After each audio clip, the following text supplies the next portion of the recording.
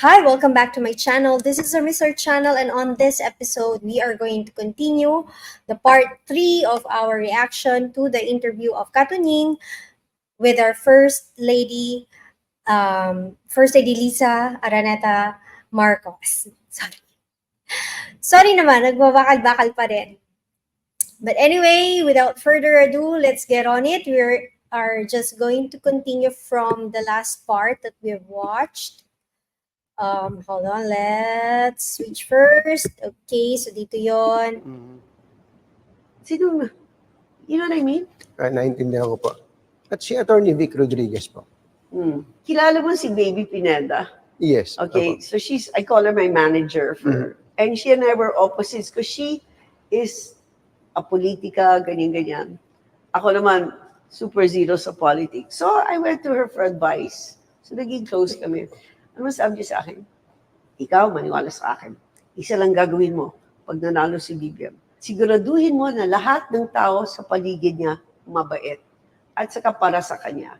Kasi nakikita ko may ganito, may ganyan. Yan lang gagawin mo. Basically, she said, your only purpose is to make sure your husband is surrounded by good people.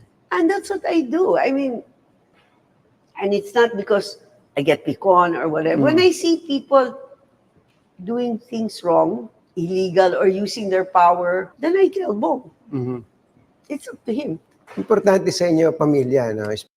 Okay, on that part, I think it's quite clear naman, di ba? I mean, if humingi siya ng advice to someone that she's close to, and yun yung advice na masasabi ng kaibigan niya, then I guess, yun lang naman yung basis kung bakit niya ginagawa yung ginagawa niya.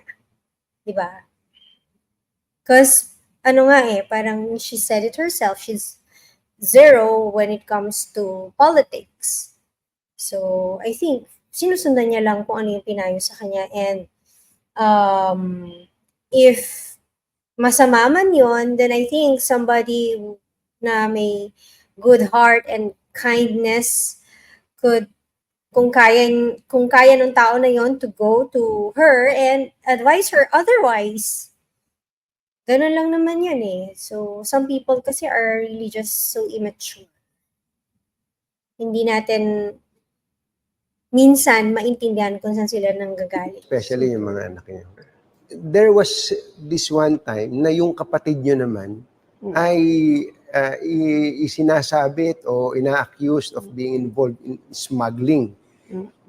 Anong pakiramdam niyo pagka ganun? Siyempre nagalit ako. Sabi ko, Bong, do you really believe that? Kasi my brother and Michael, they're so rich. I mean, they basically bankrolled our election. So if they're doing that there, why would they need the money, di ba? And our CSR na nga, every quarter, we give $1 million of onions, eggplants, sardinas, to the poor. Di ba? We give it to the poor. That's why why would you smuggle that, di ba? I mean, and if you smuggle it, di ba, the price will go down, not up.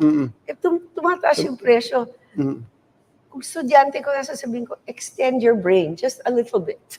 Di ba? Tapos ito pa, kukwento ko sa'yo. When I became First Lady, sabi ko, how do we help the orphanages? So sabi ko sa DSWD, kasi may social fund, di ba?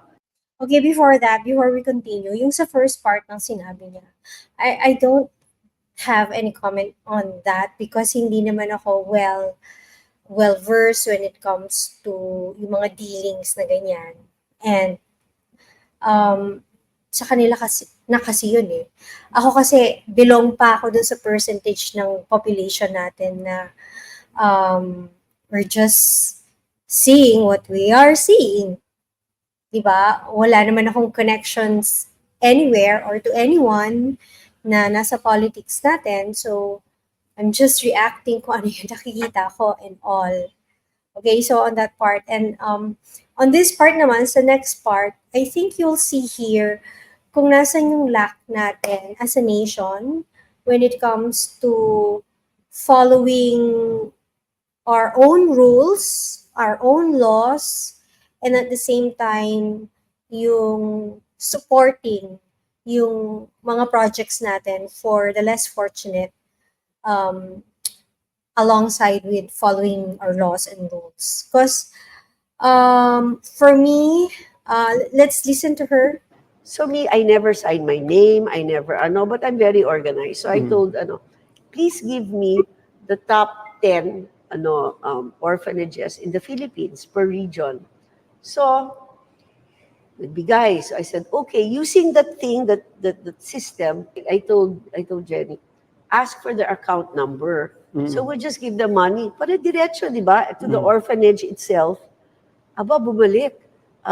All the orphanages, land bank, account number 1234, in trust for land bank. Sabi ko, anong kabalbalan yan? Malay ko ba pupunta dyan or pupunta sa orphanage? So, sabi ko, tapos, no, I want your account number. Hindi, bawal daw. Okay, change tactic. Sabi ko, let's give na lang through Lazada, through Lalamove or JNT or whatever, goods. So, So, doon sa part na yun, feeling ko yung sa pondo yun. Let me know kung mali yung iniisip ko, guys. But, doon nga, sa part na yun, so bawal yung directly magsisend ka ng funds dun sa mga orphanages. So, what could be the reason why? Bakit? Maybe because kailangan centralize yung funding, or in terms of money matters, centralize yung dinadaanan ng cash flow or ng funds from whatever institution or government organization, and then papunta dun sa mga orphanages. But, since if ganon, alam nyo, dun sa part ng meron siyang dinadaanan, it's, that part can be, parang an area of abuse and corruption. So, di ba?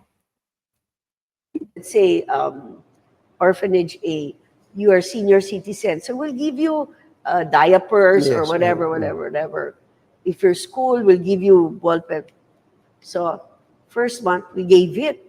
Okay, happy sila. May picture pa ako, may proof of life, di ba? Second month, ayaw daw tagapin. They have to pick it up in the regional office of the DSWD. Sabi ko, what? Yung mga bata tinatanggap ninyo, ito grasya ng Diyos. Opo. I couldn't believe it. The boxes, tulong palasyo. Opo. Di ba? It's manna from heaven, rice. And the more people you help, you can give more, di ba? So, okay. Tapos dumating si Rex. So, nag-courtesy call. Kilala ko rin si Rex. Oh, how are you? Rex, may problema ako. Ito, ganyan. So, shock siya. So, he issued a memo. From now on, all orphanages can accept, di ba? So now, times 3 what we're giving. Ano pa yung mga gusto niyong gawin? I'm not, again, really well aware of how yung dealings dyan sa DSWD, but I don't know if yung ginawa niya is shortcut of some sort, but I mean, let me know. Pero yung ginawa niya is to make sure yung help na pinoprovide niya or galing from her end, makakapunta dun sa talagang group of people na talagang intended para dun sa help na yon, na walang masyadong dinaanan. And so, kung 10 mangga yan, 10 mangga yung makakarating dun sa pagbibigyan talaga. Yun yung, yun yung understanding ko dito on what she's trying to do. In June, we're giving mobile vans to 80. Just for, let's say, a senior citizen to have a checkup, they have to go to the barangay, get clearance, go to get another clearance, go back again. They cannot even walk, di ba? So when we do Love for All, nandiyan na lahat, di ba? Kompleto na. Kompleto na. Thanks to my husband, we're giving each province 80 mobile vans. That's going to be end of June. Kumusta kayo ni VP Sara? Talaga. How are we? Okay, before we go to that. So, I'm sure may mga taong mamasamain yung effort niya na yun. Because they will think na it's parang getting direct approval from the president. So yung nitty-gritty ng project na yon, I don't know. I will admit I don't know, but at least she's doing something about it, or she's doing something um, significant or relevant to yung mga taong pagpupuntahan. Okay, at least that. So, wait, before we go to this ito yung pinaka-issue ng maraming tao right now. Let me just take a quick break and I'll come back. Sorry, sensyahan nyo na ulit na naman yung outfit ko and yung look ko right now because sobrang init today. I'll just get water before we proceed. Alright, wait lang po. Okay, I'm back. So, I got me some water. And then, naalala ko, kanina pala, bumili ako ng Coke. Tapos nilagay ko sa freezer. Kasi gusto ko malamig na malamig siya. So, sa kagustuhan kong lumamig siya, ito na yung resulta niya. Ayan o. Nag-yellow siya masyado, so hindi ko siya mainom ngayon. So, ngayon, magtutubig na lang muna tayo while we are reacting to VP, to the issue about VP Sara and First Lady Lisa. Yes, opo. I was always kind to her. I'm really nice naman eh. Pero when Bong had that Bagong Lipunan rally, she came and my husband, that was supposed to be December eh.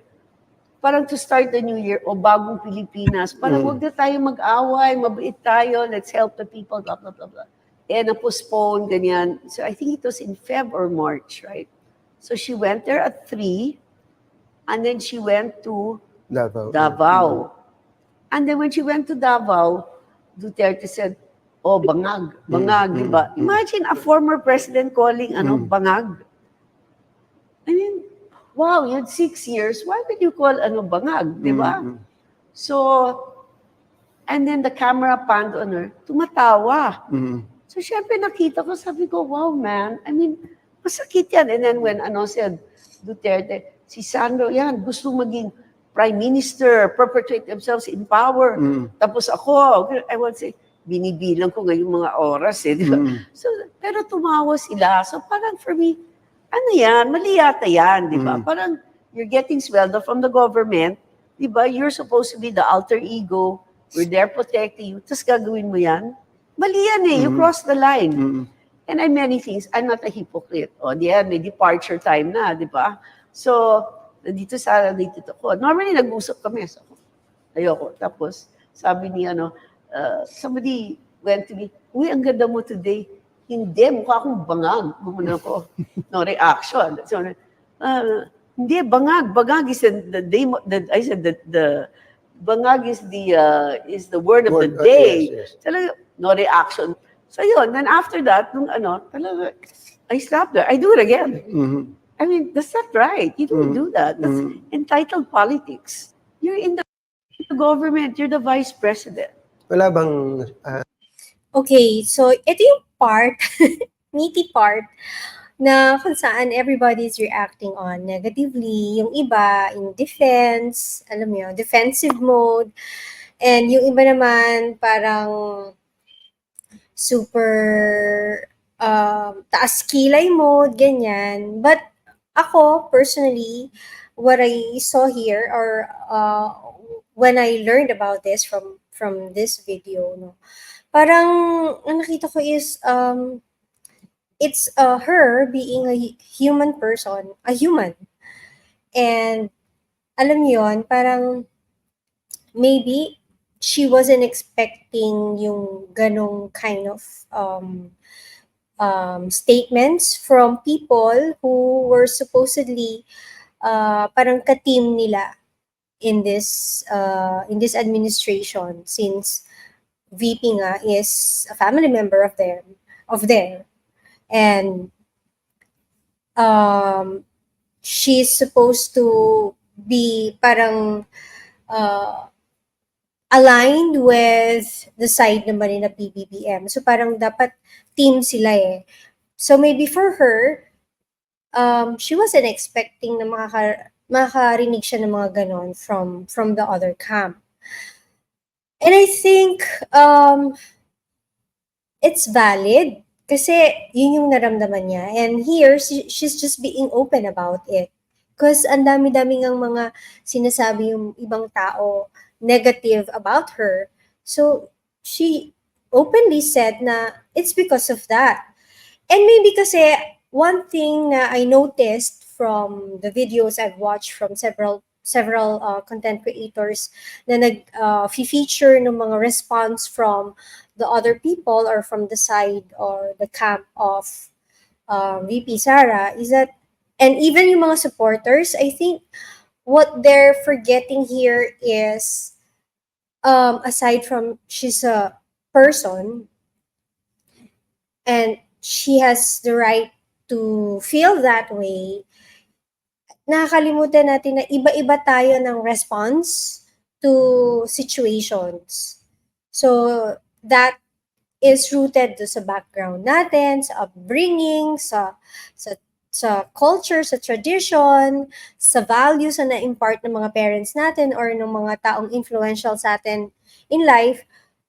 So, pwedeng for the others out there, yung bangag-bangag is just nothing, but for her, it's something. Diba? Kaya nga minsan tayo dapat generally careful tayo sa mga sinasabi natin eh.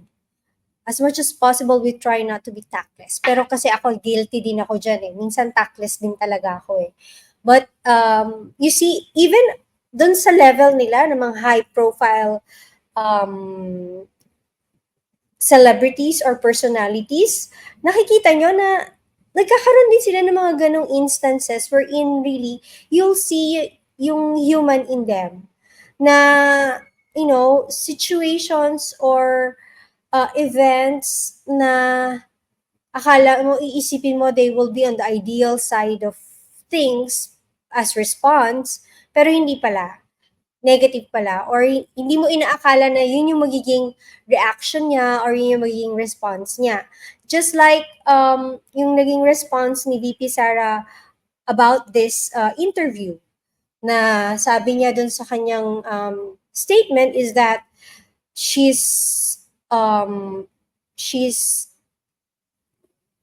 acknowledging yung naramdaman ni First Lady Lisa and that she has the right to it. But sila na lang ni Ferdinand, ni PBBM ang magdi-discuss personally face-to-face about the issue. So, for others right now, I know, hindi nyo inaasahan na yun ang magiging response ni VP Sara. I'm sure, ine-expect nyo na mag-apologize man lang siya or something, blah, blah, blah, blah, blah, blah, blah, blah. Yun kasi yung difference natin. You know, yun yung mga differences natin na many of us do not realize na pwede kasing ganon. Pwedeng hindi yung inaasahan mo ang mangyayari. Pwedeng hindi yung inaasahan mo yung magiging reaksyon ng isang tao. Given yung background niya, iniisip mo kasi na kunyari, mayaman naman yan eh, dapat ganito dapat yung naging reaction niya. Eh, anong gagawin niyo kung hindi nga ganon? Diba? So, bakit kayo nagagalit sa kanya? Ba't kayo nagagalit kay First Lady Lisa? Kung yun yung naramdaman niya, and yun yung sinabi niya. But yung iba sa inyo nagagalit kay VP Sara kasi yun lang yung sinagot niya, yun lang yung response niya. No comment siya palagi sa mga issues. Eh, yun yung response nila eh. Bakit namimilit kayo? Diba? Yun lang yung para sa akin ah. Kaya nagtataka din ako doon sa mga taong nag-comment doon sa last 2 videos ko about this interview na parang meron nang sasabi bias ka, bayaran ka, or you obviously can't see that she's lying, blah, blah, blah. That's her truth. VP Sara has her truth. Eh tayo, mga meron lang tayong nakikinood lang tayo, diba? Nakikibalita lang tayo what's going on with her and the rest of the people dyan sa level na yan ng politics. So, ba't kayo ganun? Kahit na maikling sorry man lang after that. Bad shot na yan sa akin. Ganun pa. Unless she says sorry or whatever, maybe she will, maybe she Mhm. On this part naman, yung bad shot thing na yan, that's her personal assessment, or that's her personal take when it comes to VP Sara. I mean, for her, she's bad shot sa kanya. Sa kanya yon. I don't know why yung ibang tao ine-equate na yung pagiging bad shot na ganyan will somehow control kung ano yung mga gagawin ni VP Sara. Will somehow control or will somehow affect yung magiging trabaho ni VP Sara. I don't know. Paano nyo naisip yun na gano'n? Kasi sa kanya lang naman yun eh. So, what's gonna matter here is kahit bad shot si VP Sara sa kanya, is if VP Sara can still function exceptionally working hand in hand with PBBM. Yun lang naman yung dapat tingnan natin eh. Okay, now we know na bad shot sa kanya si VP Sara. Okay, fine. Then let her be the first lady, do her job, and then let VP Sara alone do her job.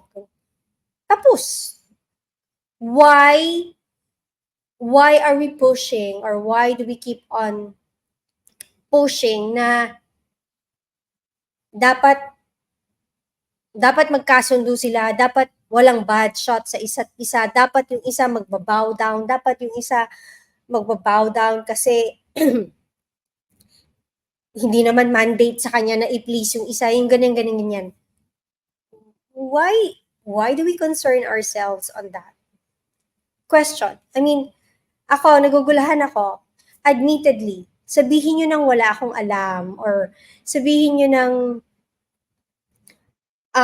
bias ako, or whatever. But, let me know, bakit? Saan? Paanong nakaka-affect yon sa kalagayan natin as a whole sa Pilipinas? She crossed the line. Mhm. And then going down sa Prague, nakita ko siya ulit, di ba? Sabi ni Bong, behave. Sabi ko, wrong person, honey. Sabi niyo, she crossed the line. Ano ibig sabihin nun? And wala nang reconciliation yan between the No, I mean, the for two of me, you? Yeah. nasaktan ako because my husband will do everything to protect you. You ran together, di ba? Sama-sama tayo, babangon muli. Pupunta ka sa rally, tatawagan yung presidente mong bangag, di ba, you're going to laugh? So again, here, she said, it's for me. So, sa kanya yun eh. If sa kanya, bad shot si VP Sara, then bad shot sa kanya si VP Sara.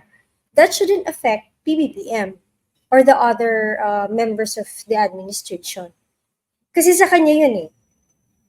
So, let's all be mature enough to accept that. Kumbaga yung sa iba nga sinasabi, let's agree to disagree, but let's focus on addressing the issue that we need to solve.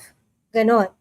Kasi nga sabi niya, sa kanya yun eh. And remember what she said sa una, what she's trying to do now is to make sure that yung mga tao surrounding PBBM are all for PBBM and are all good people for PBBM. So if sa kanya, sa end niya is she feels na hindi, yung isa, then she has the right na i-feedback yun sa kay PBBM, sa asawa niya, and then it's on PBBM if he will act on it naman or do something about it. But sa kanya is, syempre, sinasabi niya lang din, or pinaalam niya lang din na if concerning her, bad shot yung isa sa kanya. Diba? Tama ba yan? Mhm. Even Lenny never did that. Yung inyo pong hipag, si Aimee, Oh. what we were expecting then was maybe she would have stood up or defended their. Maybe you should ask her. I'm just the outlaw. For me, this is a good answer coming from First Lady Lisa. Kasi, iba yung relationship ni Senator Aimee sa kanila, and iba din yung relationship ni VP Sara sa kanila. So, I think people should think about that also. Huwag niyong ipares, huwag niyong ipareha, kasi magkaiba yung pinanggagalingan nun eh. I mean, for FL Lisa and Senator Amy Marcos, it goes way back. Way, way back. So, pwedeng iba yung history nila, iba yung issues na kinaharap nila, iba yung life that they've shared together as in-laws or whatever. And iba din naman yung kay VP Sara. Parang kailan lang naman naging part ng circle nila um, nila FL Marco, Lisa, yung sila VP Sara. So I also don't get bakit kino-compare. Because both of them, kung yung sister nga tumawa, ganun ba yon? I mean, it's good that you asked that from her, not from me. Kasi maybe Senator, for her, this is my opinion ha, or my observation. Maybe for FL Lisa, Senator Amy has reasons why nandun siya nung time ng rally or whatever. And maybe she's, parang labas na doon sa reason ni Senator Amy Marcos. So, it's between the siblings na. Yun. Wait lang ha. Wait, pause lang din muna natin ulit. I'll just get my charger. Yan, okay, we're back. And commercial lang din, inom lang ako kasi pwede ko na siyang inumin. Grabe, sobrang init talaga today.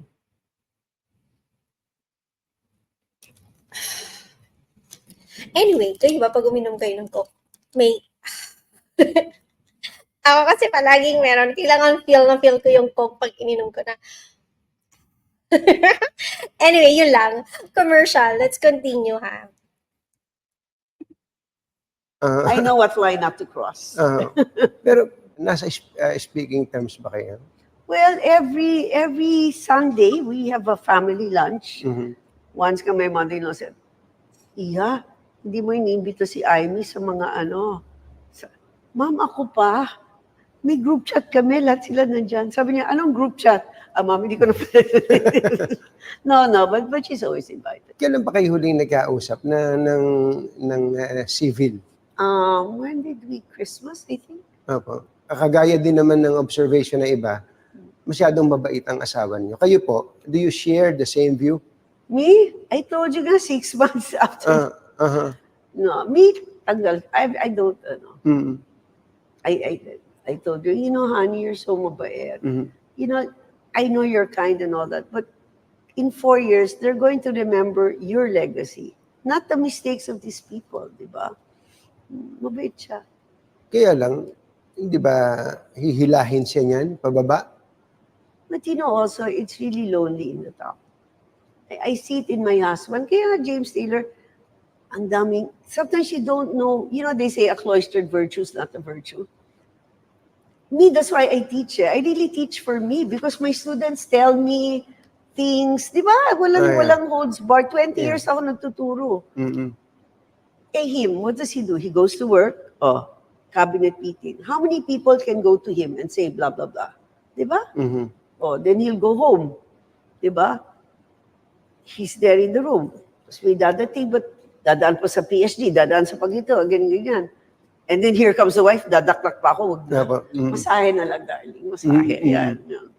So, it's hard. It's really hard. Pero can you pinpoint a person na talagang trustworthy sa Malacanang? There's a saying, if you want to know the measure of a man, you give them power and money. And I can tell you, a lot of people that I thought I trusted, you give them power and money, wow, they change. They change. So, I think on this part, especially yung few minutes back, yung sa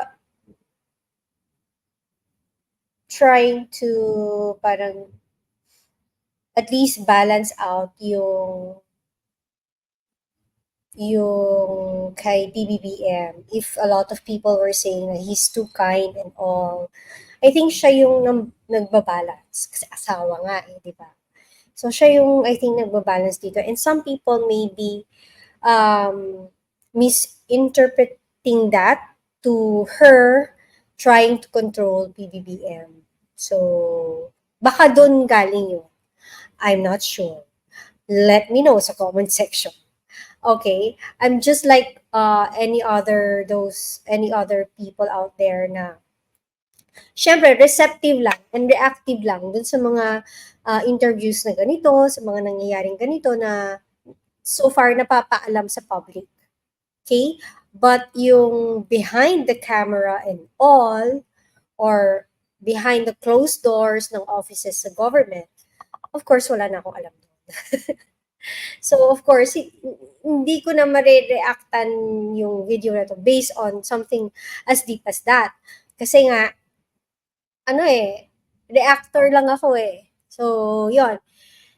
And, I think, yun yung na misconception ng mga tao about them. Yung dynamics nilang mag-asawa. That plays maybe a role or part to how PBBM runs the country. Kaya me, I'm really lucky that my parents, they never spoiled us. They taught us how, go to the maid's room, be nice to them, don't, you know what, hindi, it's the way, but power of money. I'm sure you know many people, nakatikim lang, Diyos ko, akala mo na kung sino. Opo.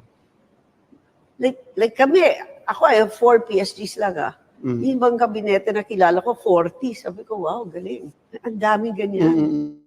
Si E.S. Bersamin, ano? So, diba, I mean, I think they also act upon the learnings, yung mga natututunan nila, dealing with so many people, different kinds of people. So I think, let's say, she mentioned, like, you cannot really have or trust somebody or one person dun sa circle nila because they've already tried, like, to give power or something to certain individuals and they saw themselves, nakita nila mismo na nagbabago yung tao. So, if may mga ganun silang experiences and then yung mga succeeding decisions nila is not maybe desirable na para do sa iba, that is because may pinanggalingan yung decision nila. So, and I think many people, yun nga, nami-misunderstand nila yung mga ganong klaseng decision making and they take it negatively against the person. Kasi nga, hindi naman sila yung nandun sa sitwasyon nila, FL, Lisa, PBBM. Kaya nasasabi nila yung mga ganung bagay. Ano pong masasabi niyo sa kanya? I love him, JPE. They're very measured, di ba? They don't make intriga here. Abogado Opo. Di ba? Pag hindi abogado, hindi, daming hearsay. Evidence is what you hear, see, feel, di ba? Hanggang saan lang ang pinakikialaman niyo sa Malacanang kung nakikialaman kayo? Me, I go there once a week. I try. But I make sure he's not there. I make sure because my role is to fix one room a week. Alam mo ba, when we started, the staff would sleep in the floor. Sabi ko, Yung mga... Wait, ano yun sabi niya? She's there once a week to fix one room at a time? I didn't know that. Caterer, tatayo ng tent para mag-cater. Sabi ko, pero Malacanang ito, di ba? Today in eHouse Social Sec, they have 320 people. They've been there for 30 years. Wala silang civil service. Oh, wow. So every 6 years, sila, in the mercy, yung sweldo. So next month, I'm giving them a seminar. Kasi they're waiters. So we're giving them seminars. I hope. Those are a few things that I like to do. Opo. Sa pamilya po, kumusta kayo bilang isang nanay? My kids call me not mother's mother kasi I smother them daw. Pero di ba my kids mabait naman? I mean, wala pa akong naririnig may binugbog sila or may Oh, syempre, anak niya yun eh. Anak niya yung mga yun, syempre. Diyos ko naman. Baka naman may nag-expect dyan na sasabihin otherwise.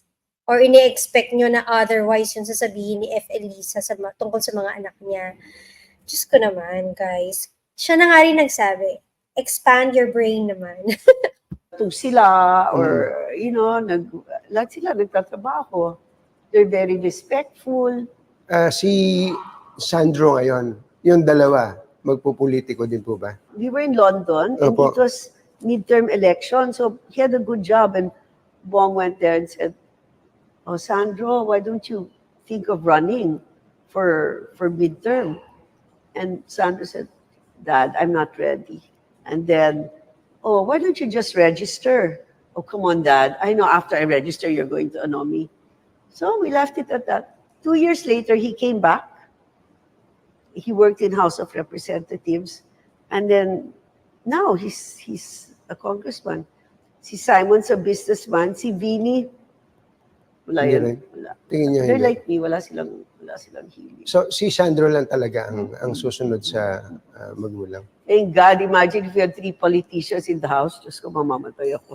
Opo. Pero si Sandro ay 30 years old na. 30. Hindi pa ba mag-asawa? Hindi niyo ba tinutulak na mag-asawa? Hindi. Bakit? Ito medyo, no? Medyo on the family side na. Medyo personal side na. And, buti naman, nasasagot na ni ni F. Elisa yung mga ganitong bagay. But I think, yung flow kasi nung interview ni Katunying, for me yung tingin ko lang is, yung warm-up nila, medyo getting to know her, and then paakyat sa mga medyo controversial na questions, and ngayon parang na siya, yung parang pababa na yung momentum talking about yung family na ng first family. Bakit po? Ayaw niyo pang maging lola? Ay naku, gusto ko maging lola. Mm. Pero matanda na sila, di ba? Like, Yeah. "Oh, Sandro, who you going out?" "My friends." "Who friends?" "Just friends." "Oh, who's your girlfriend?" "Girlfriend." "Who?" "Si girl." Yung ganun sa mga millennial, di ba? Sige na nga. Malalaman ko din naman. That's kaya you send them abroad for, 10 years, tapos they come back, tapos makikialam ka rin. Hindi kayo nakikialam? Hindi kayo alam ba, yung girlfriend, dahil wala nga sinasabi. Pero pag pinapakilala nila sa akin, and then, of course, type nila yan eh. Opo. Pero, buhay nila yan. Basta me, I always say, you have to greet. You always have to greet when you enter the room, di ba? Mm-mm. Don't make bastos, my son. Oo. Yan lang. Hindi, ako, personally, nakita ko yung, especially si Sandro. Si Sandro kasi yung mas madalas kong nakita. Very respectful yung batang yan. Di ba? Very respectful. Uh-huh. Wherever he is, whether, in public, in private, in the barangay, yan ang British upbringing nila. Mm-hmm. Hindi magagalit, very reserved. Kayo po ba ay mahilig sa mga... Teka. Medyo I feel attacked. Ewan ko. Sino sa inyo dyan yung medyo tinamaan ng konti? Na-compare tayo sa mga British. Kasi di ba, well, sa ating mga Filipino, sa ating mga Pinoy, likas yung pagiging madamdamin, pagiging emotional, may initin ng ulo, kasi syempre init din panahon dito sa atin talaga. Pero, di ba, medyo naano ako doon. Parang, ganon. Inaramdaman ko. Kayo ba? Anong dating sa inyo? But, we can say na fine. Parang gano'n na lang. Kasi doon sila pinalaki so wala tayong magagawa, di ba? They have to live and adjust to kung nasan sila So, I mean, wag naman natin na masamain yung fact na yun. Kasi, I'm sure kung gugustuhin nila or kung, alam mo yun, nasa sa kanila yung decision or if yung turn of events before is not like what it did, siguro pipiliin din naman nila na dito lumaki yung mga anak nila and dito nila talagang na-establish yung pamilya nila. Pero again, they had to go somewhere. And then, I think, siguro din, like yung kinuwento niya earlier na ang gusto ni Bongbong Marcos, ni BBM, is lumaking independent yung mga anak nila.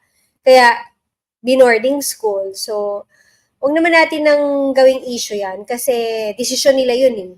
Desisyon nila yun as a family eh. And desisyon nila yun as mag-asawa and as parents. So, huwag na natin pakialaman yun. Let's not make a big deal out of it. Okay? Sa mga branded na mga damit, mga Ano? mahilig ba kayo sa mamahaling mga alahas? Kayo ba? Alam mo, ito binigay ni Bong sa akin. Mhm. You know why? I never wear, kasi I don't know how to take it out. Ganun po. Hindi ako mahilig. Uh, Yan, no? Opo. Hindi nagbago ang well, yung mga gusto niyo sa yung personal na mga gusto ninyo nung naging first lady kayo. Yung mga gusto po ba kayo? At this point, parang nahihirapan si Katunying magtanong, kasi more on a personal level na yung yung getting to know questions niya dito eh. And I think ayaw niya ding palabasin na nagtatanong siya kung maluho ba si FL Liza. Na Like mga bagay. now, I wear terno. Never ako nag-terno in my life. Pero kung magta-terno ka lang, ipauso mo na, di ba? So we gave the ambassadors ternos, now everybody's wearing terno. Ano po ang legacy na gusto nyong maalala po ng bayan? Kayo at si Presidente Bongbong. Well, I can't speak for my husband, but I know he wants the best for the country. He always says, what I'm doing now is the hard steps for the next. Me, I just want to be remembered. I left the office a better place than when it started. That's all. Ano po yung pinaka gusto nyo sa pagiging First Lady at pinakaayaw nyo naman sa pagiging First Lady? You have the influence to help people, the marginalized. It's so fulfilling. Talaga, I can't even. And they know we don't make kurakot, di ba? Even the private sector, talagang they give all out kasi we acknowledge them, ganyan. Okay, that's what I like. What I hate? Okay. It's good na she likes doing that. And I think naman talaga, when you're in her position, immense opportunities yung mabibigay sa'yo. Because you will have like the access and the resources para magawa yung mga projects na gusto mo when you're at her position or her level. And I'm sure, well, she mentioned hindi siya kurakot, but then hindi natin alam. Ako, hindi ko alam kung totoo ba yun or hindi. And I know some people here, ilalagay sa comment section na hindi, blah, blah, blah. Para na lang din sa kaalaman ko, sige, lagay niyo yung source kung bakit nasabi niyong hindi siya nagsasabi ng totoo. Or lagay niyo dyan yung link or yung source kung paano niyo nasabi na corrupt siya. Kasi ako, I don't know. Is my privacy. Talagang, you go out, mare-recognize ka, di ba? May security, may ganyan. Alam mo ba we have our own security, di ba? But our security is trained, that they're just in the side. So, when Bong was just proclaimed, wala pa siyang proclamation. Lumabas kami dito. Sabi ng secretary namin, Ma'am, heads up lang, may wangwang. Ano? Wangwang? Sa Forbes Park. May 3 wangwang. That was 10 in the morning. Wang. In BGC, they stopped the traffic. Hiyang-hiya ako. Wala naman traffic. Tapos they went to... Okay, dito sa part na to, I'm feeling na, talaga, hindi mo alam. But then again, that's her story. Siya yung bida sa story niya. Okay? Alam nyo, I'm sure a lot of you will say na parang napaka-balimbing ko naman or hindi nyo maintindihan kung nasan yung stand ko when it comes to FL Liza or something. I don't stand anywhere. I'm taking things, collecting information as of now, so that come election time, I can make an informed decision. Okay?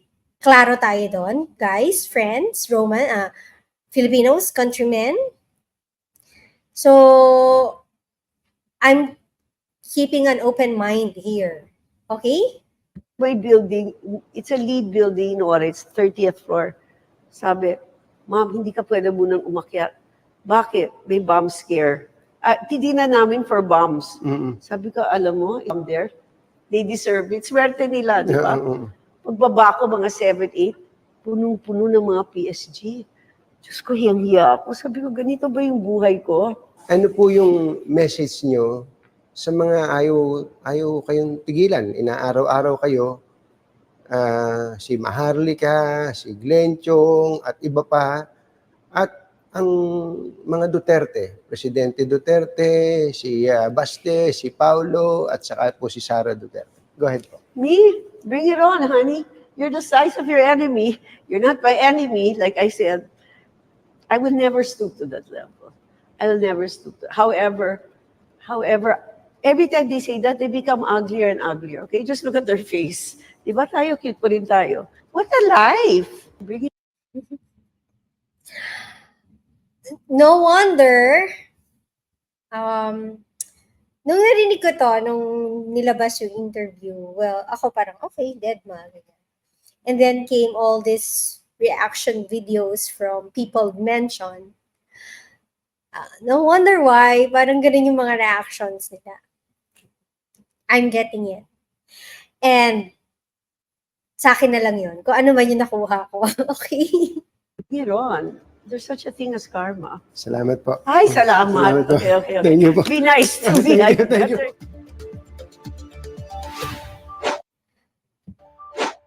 Right. So, thank you sa video ni Katunying. Thank you very much.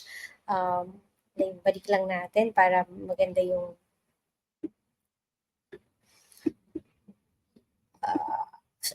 namili dito no. Yan. So, yan. Tapos na. Finally, yung reaction natin or yung reaction review. Nung interview ni Elisa sa channel ni Katunying. And what I would say is, I think okay lang naman. I mean, it's a casual interview. Kinonduct or I think pinaunlakan yung ganong klaseng interview para lang maklaro yung mga bagay-bagay. Hindi lahat ng bagay, ilang-ilang bagay lang, maklaro na kung ano yung maa-address. Kasi I think hindi rin naman nila gustong maging super controversial. Although naging controversial yung interview ni Elisa. Kasi it's one of the rarest interview that she allowed. And maraming comments on how Katunying conducted this interview. But I guess for any advertiser, any broadcaster, or any host, to interview someone as elusive as First Lady Lisa, you really have to be very careful and even be very selective sa mga questions mo. Because controversial, controversial nga kasi silang dalawa ni PBBM. They're from the controversial side ng politics natin. And understandable na maging selective sila sa mga maging interview sa kanila. And at the same time, isi-screen nila yung mga questions as much as possible. Alam ko, hindi nagigets ng maraming Pilipino to, especially yung mga common kababayan natin, yung mga mamamayan natin na hindi ka basta-basta makakabira ng question sa mga taong kagaya nila. You know, it has to parang be set from the beginning pa lang, like, bakit ka nagre-request ng maybe interview or ng exclusive interview sa kanila, sa level nila, yung mga presidential candidates na yan, or yung mga president, first family, yan, first lady. Ano yan, hindi sila basta-basta talaga magpapa-unlock ng interview. Unlike yung kunyari, artista lang na i-interviewin mo or something. Kailangang maintindihan natin yon as mamamayang Pilipino na hindi bara-bara ang pag-i-interview pagdating sa mga ganyang klaseng tao. And yung mga tao behind that, yung production team na nag-set ng interview na yan, sinasala talaga nila yung mga questions dyan. Sinasala talaga nila. Unless isa kang sobrang batikang journalist na alam nila or mapapalagay yung loob ng mga personalities kagaya ni PBBM at saka ni Efelisa na given sa kanila na isa kang hard-hitting reporter or journalist na talagang magtatanong ka ng sensitive na questions. Then, if gusto nila talagang i-address yun, papaunlakan ka nila. Pero if not, I think ito yung pinaka, hindi naman extreme, but for now, ito yung pinaka extensive na interview na meron tayong, or na makukuha natin from Efelisa. And I think, nung in-address niya yung mga paninira sa kanya and sa asawa niya, I think she just wanted to let people know, especially yung mga supporters and fans ng mga nandun sa kalaban nila or mga detractors nila. I think this is just to let them know na if kayo, nakakapagsalita kayo ng mga ganto ganyan, nang walang awat, sila, pwede din silang magsalita at pwede din silang maglabas ng information out in the open sa mga ganitong klaseng interviews. So, just so yung mga nasa kabila is medyo maano kayo, medyo parang lumugar kayo na hindi nyo monopolize yung media or yung information. Pwede din kami, kumbaga sa kanila, sa side nila, is pwede din silang maglabas ng information na pwedeng contradict or salungat sa mga nilalabas nyo. And both sides may right to do that. So yung mga ako, kagaya ko, I watch yung mga ganitong videos for me to have knowledge. Para meron akong awareness, kaalaman sa kung ano yung nangyayari. I don't need to dive deep into the details ng mga issues, ganyan-ganyan. I just need to have parang grasp of on the top level, overall, ano yung mga nangyayari. Para naman, kung tanungin ako, magtanong sa akin, hindi, ang isasagot ko is, gusto ko lang. Kunyari, tatanungin ako ng, sinong iboboto mo? Tapos sinabi ko, ito, si person A. Bakit si person A yung iboboto mo? Kasi gusto ko. Para hindi ganun lang yung isasagot ko. Pwede akong sumagot na, kasi ganito yung mga na-contribute niya sa society natin. Ganito yung ginawa niya para umangat ang kalidad ng buhay ng mga kababayan natin, ganyan-ganyan. So, gusto ko kasi yung ganon. Kaya ngayon, inuumpisahan kong mag-react sa mga videos ng ganito, sa mga issues ng ganito, para pagdating ng eleksyon, yun nga, sinabi ko na kanina, makakagawa ako ng informed decision ko. And yung decision ko naman na yun, hindi ko naman ipagsisigawan sa inyong lahat. Kasi pare-pareho lang naman tayo na yung decision natin pagdating sa eleksyon, nakalagay sa papel. Na hindi mo pwedeng ipakita or ipapangalandakan sa lahat ng tao, sa lahat ng Pilipino. So yun lang din naman ang rason ko kung bakit ako nagkakaroon ng mga reaction videos ng ganito. Gusto ko lang din palawakin yung kaalaman ko. Okay? Maarte man ako and all, sabihin nyo ng lahat, pero kasi ako, nagdadagdag ako ng impormasyon. Okay? Nagdadagdag ako ng kaalaman. Binubuksan ko yung mata ko sa mga nangyayari. Okay, hindi naman porket ang finiture ko dito is isang side lang, hindi naman ibig sabihin na salungat na ako doon sa kabilang side. Diba? Pwedeng na napanood ko na yung dito sa kabilang side, hindi ko lang ini-air out. Because ayoko or decision ko kung ano yung ilalagay ko dito sa channel ko. Bakit kailangang mamilit kayo, di ba? So, dito sa mga magsasabi dyan na dapat itong gawin mo, dapat itong gawin mo, dapat itong gawin mo, bakit hindi ikaw ang gumawa niyan? Subukan mo din gawin yung ginagawa ko. Di ba? Madali kasi sa ating mga Pilipino na mag-utos or magsabi ng ano, gawin mo to, gawin mo yan. Kasi hindi kayo yung gumagawa mismo. So, subukan yung gawin. And doon sa mga magsasabing wag mo nang tangkain and all, bakit? Bakit hindi natin tatangkain? So, gusto ko ng pagbabago, di ba? Gusto ko ng pagbabago sa buhay ko, gusto ko ng pagbabago sa bansa ko, sa community ko, kaya ko ginagawa to. So kung ikaw ayaw mo, takot ka, duwag ka and all, maybe because baka part ka ng problema ng bansa natin as a whole. So, yun lang. Paumanhin kung medyo natamaan kita and hindi sinasadya, pero baka kasi napapanahon na para sadyain ka or sadyain na masabi sa'yo yung mga ganitong pananalita. So, yun lang for me. So, at mahaba na rin tong reaction video na to, but at least this is the last part. Ito na yung part 3. And makaka-move on na tayo sa iba pang items. I know I'm behind.